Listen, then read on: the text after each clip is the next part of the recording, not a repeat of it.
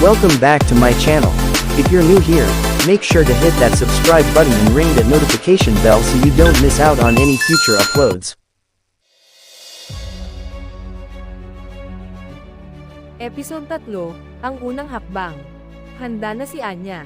Nagbalik siya sa lungsod, mas malakas at mas matalino kaysa noon.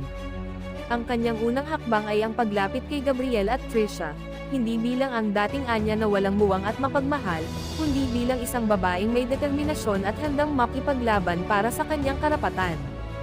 Ang kanyang pagbabalik ay hindi mananatiling hindi napapansin. Ang mga galaw ni Anya ay maingat, ang kanyang mga plano ay maingat na pinlano. Unti-unti niyang inilalantad ang mga lihim ni Gabriel at Trisha, kinukuha ang kanilang mga kahinaan, at ginagamit ang mga ito laban sa kanila.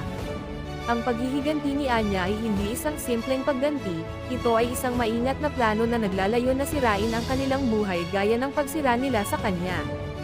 Ang serye ay magpapatuloy sa paglalakbay ni Anya sa paghahanap ng hustisya, ang kanyang pakikipaglaban para sa kanyang karapatan, at ang mga kahihinatnan ng kanyang mga aksyon.